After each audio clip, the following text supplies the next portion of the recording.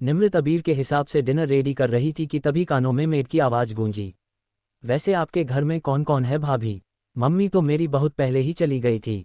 बाकी मेरे घर में बड़े पापा, बड़ी मम्मी, पापा, मैं और सिमरन। बोलते बोलते निमृत की आंखों में नमी आ गई। पर अब कोई नहीं है, सिर्फ मैं और सिम्मी। निमृत धीमे से बोली और अपने काम में लग गई। कोई नहीं है मतलब कहाँ गए बाकी सब लोग? बड़े पापा और बड़ी मम्मी से अलग हो गए थे हम लोग, और अब मेरे पापा भी इस दुनिया में नहीं है। अब परिवार के नाम पर और मेरे अपनों के नाम पर सिर्फ मैं और सिमरन ही है, और कोई नहीं, निमृत ने उदासी से कहा। तभी समीर की आवाज़ उसके कानों में पड़ी। नॉट फेयर भाभी, आप हमें भूल गई। हम सब भी आपका परिवार है ना, तो आप ऐसा कैसे कह सकते हो कि आपके परिवार में सिर्फ सिमरन है? मैं, पापा, अम्मा, भैया, सिमरन सब आपकी फैमिली है और हम सब आपके साथ हैं। समीर ने कहा तो निम्मी ने हौले से गर्दन हिला दी। अब आप हटिए, मैं थोड़ा सा काम कर देता हूँ। नहीं समीर, मैं कर लूँगी, तुम्हारी पढ़ाई ज़्यादा ज़रूरी है। तुम जाकर अपनी तैयारी देखो। निम्मी ने उसे तुरंत रोका। अच्छा ठीक है, देख लूँगा, पर एक अच्छी सी कॉफ़ी मैं अपने लिए बनाने आया था तो आपके लिए भी बना दूँ। चलेगा ना? इतना तो कर सकता हूँ ना मैं आपके लिए, समीर ने कहा तो निमृत ने गर्दन हिला दी और समीर कॉफ़ी बनाने में लग गया। कॉफ़ी बनाकर उसने एक कप निमृत को दी और एक मैड को भी। बची हुई एक कॉफ़ी उसने उठाई, फिर भी काफ़ी बची थी। भाभी, यह आप चाहो तो सिमरन को दे आना, वह भी पढ़ाई कर रही होगी। थकान हो जाती है लगातार सिटिंग से, और कॉफ़ी पीने से थोड़ा फ्रेश फील होता है।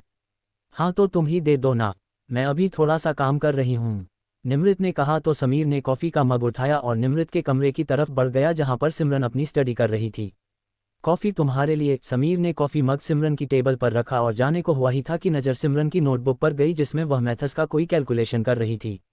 ये गलत है, इस तरीके से नहीं करते सिमरन, ना चाहते हुए भी समीर ने उसकी तरफ देखकर कहा। सिमरन ने आंखें छोटी कर उसे देखा और फिर इग्नोर कर दिया। मैं तुमसे कुछ कह रहा हूँ ना, ये तुम गलत कर रही हो, ऐसे नहीं करते हैं, इसका तरीका यह नहीं है। समीर ने उसके हाथ से पेन लेते हुए कहा तो सिमरन एकदम से कुर्सी से उठ खड़ी हुई। तुम्हारी प्रॉब्लम क्या है समीर त्रिपाठी? कितनी बार कहूँ मुझसे दूर रहा करो, मुझसे बात मत किया करो, मेरे आसपास मत आया करो, पर तुम्हें बात समझ में क्यों नहीं आती? कभी कॉफ़ी के बहाने से, कभी दूध के बहाने से, तो कभी इस सवाल के बहाने से। तुम हर बार पास आने की कोशिश क्यों करते हो? सिमरन झल्ला उठी। और तुम्हारी प्रॉब्लम क्या है मिस सिमरन? तुम क्यों हर समय अपने आप को दूसरी दुनिया का समझती हो? हम एक घर में रहते हैं, नॉर्मल तरीके का व्यवहार कर सकते हैं ना? और मुझे कोई शौक नहीं है तुम्हारे करीब आने का या तुमसे मेलजोल बढ़ाने का, पर अपनी आंखों के आगे ये गलत करते तुम्हें देखा तो रहा नहीं गया, बस इसलिए। और रही बात कॉफ़ी की, तो मैंने तो भाभी से कहा था तुमको दे आने को, पर भाभी ने कहा कि मैं देकर आ जाऊं क्योंकि वह कुछ काम कर रही थी। समझी कुछ? और एक बात, हर कोई एक जैसा नहीं होता है सिमरन, क्यों हर किसी को एक ही तराजू में तोलती हो? मुझे कोई मतलब नहीं है तुमसे, और हाँ, अगर मैं थोड़ा बहुत तुमसे बात पहले करता था तो सिर्फ इसलिए क्योंकि मैं नहीं चाहता था कि तुम्हें इस घर में अकेलापन लगे। पापा ने कहा था तुम्हारा ख्याल रखने को, यही तो प्रॉब्लम है, हर कोई यही बात करके करीब आने की कोशिश करता है, अपनापन दिखाता है, ख्याल रखने की बात करता है, और फिर बाद में कहते कहते सिमरन का गला एकदम से भर आया। समीर ने उसकी आंखों में देखा जहां एक दर्द, एक खालीपन आ गया था। प्लीज़ समीर, तुमसे हाथ जोड़कर विनती कर रही हूँ, मुझसे दूर रहा करो। मेरी जो भी प्रॉब्लम है उसको मैं मैनेज कर लूँगी, और हाँ है, मुझे प्रॉब्लम हर लड़के से है, पतो मैं क्या करूँ उसके लिए? समीर ने सॉफ्टली कहा। तुम कुछ नहीं कर सकते और ना ही मैं कुछ कर सकती हूँ, बस तुमसे इसलिए कह रही हूँ कि मैं नहीं चाहती कि हम दोनों का झगड़ा इस घर के बाकी लोगों को समझ आए, और मेरे कारण या तुम्हारे कारण अबीर भाई और निमृत दीदी का रिश्ता खराब हो, या इस परिवार के साथ हम लोगों के संबंध खराब हो। प्लीज़, तुम इतनी बात तो मेरी मान नहीं सकते हो ना, अगर तुम्हारे मन में कोई भी गलत भावना नहीं है तो? सिमरन ने कहा तो समीर ने गहरी सांस ली। वादा करता हूँ जब तक तुम अपनी तरफ से दोस्ती का हाथ नहीं बढ़ा देती, मैं अब तुम्हारी तरफ कदम बिल्कुल भी नहीं बढ़ाऊंगा। मैं भी नहीं चाहता कि हम दोनों के कारण, मेरे या तुम्हारे कारण, इस घर के किसी भी सदस्य को टेंशन हो, खास तौर पर भैया और भाभी को। पर तुमने मुझे बहुत गलत समझा है सिमरन, मैं वैसा नहीं हूँ जैसा तुम सोच रही हो, और जिस दिन तुम्हें यह एहसास हो जाए उस दिन मेरी तरफ एक कदम बढ़ाना। तुम मुझे तब भी इसी जगह खड़ा पाओगी, एक दोस्त की तरह। और हाँ, विश्वास करना पड़ता है सिमरन, कभी ना कभी किसी न किसी पर विश्वास करना पड़ता है, और जिस दिन तुम विश्वास करोगी उसे दिन सब सही हो जाएगा, और शायद तुम्हारे मन से यह गलत बातें और नेगेटिविटी भी निकल जाए। और हाँ, जैसा कि उस दिन ने भाभी ने कहा था, मैं नहीं जानता हूँ कि चैरता कौन है और तुम्हारा उसके साथ क्या रिश्ता है, उसने क्या गलत किया है और क्यों कैसे तुम्हें हर्ट किया है, पर मैं भी सिर्फ इतना ही कहना चाहूँगा कि विश्वास करना सीखो सिमरन। हर लड़का चेहरा नहीं होता, कुछ लड़के अबीर और समीर के जैसे भी होते हैं, समीर ने कहा और तुरंत कमरे से बाहर निकल गया। सिमरन ने गहरी सांस ली और कुर्सी पर वापस बैठ गई। आंखों में आंसू भर आए थे और न जाने क्यों दिल में अजीब सी बेचैनी हुई थी। शायद समीर से उसने इस तरीके की बातचीत की उम्मीद नहीं की थी। इस कुछ समय के दौरान अबीर और निमृत के बीच खींचातानी चल रही थी, तो वही तनाव लगातार समीर और सिमरन के बीच भी चल रहा था। समीर अपनी तरफ से दोस्ती करने की, उससे बात करने की कोशिश करता था और सिमरन हर बार उसे यूं ही फटकार देती थी, इसी तरीके से बदतमीजी से बोल देती थी, जिस कारण अब समीर ने धीमे धीमे उससे बात करना और उसके पास आना बंद कर दिया था। निमृत के कहने पर वह कॉफ़ी लेकर आया था और आज फिर से सिमरन ने उल्टी तरीके से उससे बात की तो समीर को भी बहुत बुरा लगा था और उसने अब तय कर लिया था कि वह अब सिमरन से बिल्कुल भी बात नहीं करेगा। जानती हूँ समीर की हर कोई चेहरा था कि जैसा नहीं होता, पर न जाने क्यों विश्वास करने से पहले बहुत डर लगता है। तुम नहीं जानते, पर मैं जानती हूँ कि वह समय किस तरीके का बीता है मेरा। अब मैं किसी को भी मौका नहीं देना चाहती मेरी भावनाओं से खिलवाड़ करने का और रिश्तों के नाम पर मुझे धोखा देने का। सच्चे दिल से उसे भाई माना था, पर उसने ना ही तो उस रिश्ते की लाज रखी और ना ही मेरे प्रेम की, जो कि मैं उसे अपना भाई समझकर करती थी।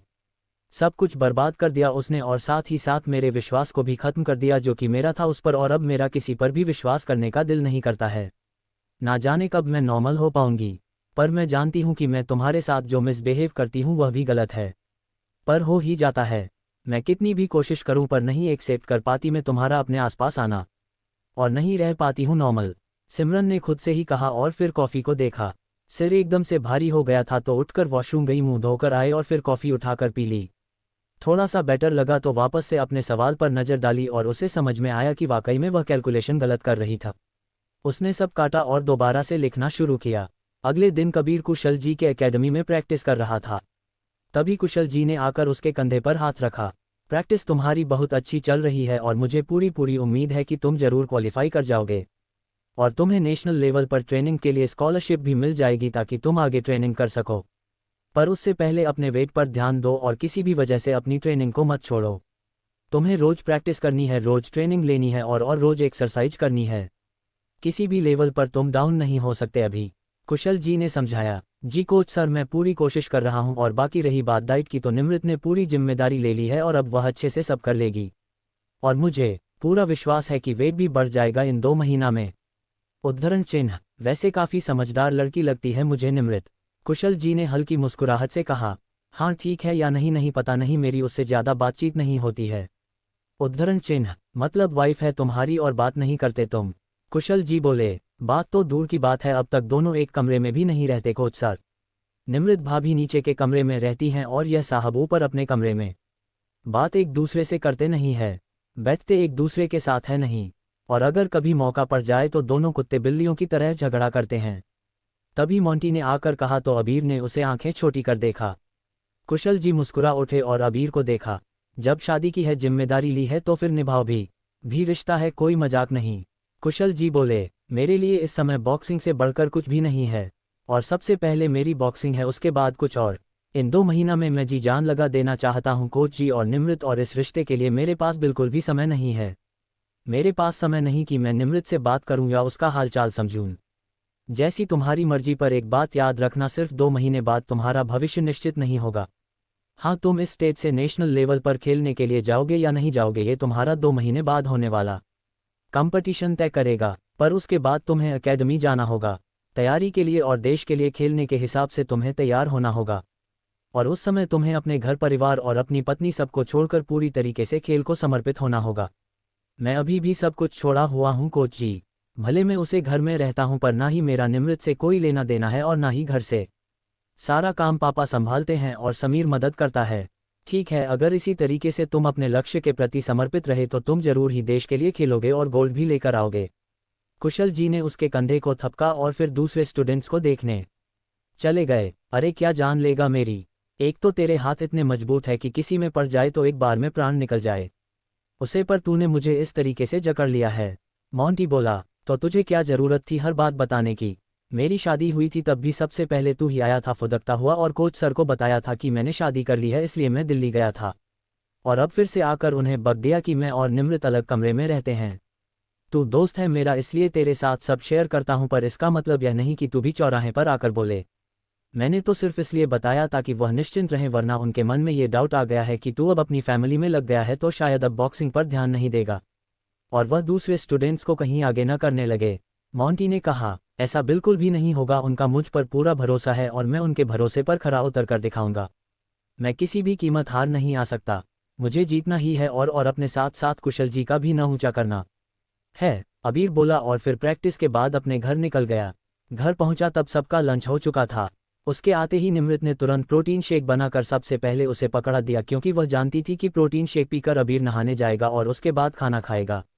प्रोटीन शेक पीने के बाद वह नहाने चला गया और फिर पूजा करने के बाद रसोई की जमीन पर दरी बिछाकर बैठ गया। निमृत, खाना बन गया हो तो खाना दे दो, फिर थोड़ी देर रेस्ट करूंगा, अबीर ने कहा तो निमृत ने तुरंत उसकी थाली लगा दी और उसके लिए गरम गरम रोटियां बनाने लगी। बनाकर रख दिया करो ना, मुझे आदत है, ठंडा भी खा लेता हूं मैं। कोई बात नहीं है, मैं जानती हूं, पहले रेखा आंटी गरम बनकर ही देती थी। बीच में तुम सब लोग ठंडा ही खाना खाते थे क्योंकि मेड बनाकर जाती थी, पर अब तो मैं हूं ना, गर्म खाना खाने से थोड़ा अच्छे से खाना खा लेता है इंसान और इस समय तुम्हें प्रॉपर डाइट की ज़रूरत है, निमृत में कहा और उसकी थाली में भी रोटियां रखने लगी। सबका खाना हो गया? अबीर ने पूछा। हाँ, सबका हो गया। और तुम्हारा? अबीर ने कहा तो निमृत खामोश रह गईं। तुमसे बार बार कर रहा हूं, नॉर्मल तरीके का व्यवहार कर रहा हूं तो तुम भी नॉर्मल रहो। पत्नी बनने की कोशिश मत करो, इस तरीके का कुछ मत करो जो तुम्हें और मुझे दोनों को तकलीफ दे, अबीर ने कहा। ठीक है, आगे से नहीं करूंगी, निमृत ने कहा और फिर थाली लगा उसके पास आ बैठी। जो तुम बोलते रहते हो कुशल जी का सपना, कुशल जी का सपना, तो कुशल जी का क्या सपना था और कैसे टूट गया? मतलब जस्ट क्यूरियोसिटी है, मुझे इसलिए पूछा कि क्या हुआ था, निम्मी ने पूछा। अबीर ने गहरी सांस ली और हाथ धोकर थाली उठाकर सिंक में रख दी। तुम भी अपना खाना खा लो फिर बताता हूँ, अबीर ने कहा। तो निमृत ने झटपट अपनी थाली ली और जमीन में उसके पास आकर बैठ गई। उसे बहुत ही उत्सुकता हो रही थी कुशल जी के बारे में जानने की और अबीर आज अच्छे मूड में था तो वह जानती थी कि अभी बता देगा वह सब कुछ। और निमृत इंतजार कर रही थी कि अबीर बताएं उसे कुशल जी के बारे में, क्योंकि इतने दिनों तक इस घर में रहते रहते और सुनते सुनते काफ़ी कुछ वह समझ गई थी वह। तो मित्रों, अगला पार्ट जल्दी ही। धन्यवाद। डॉक्टर शैलजा श्रीवास्तव।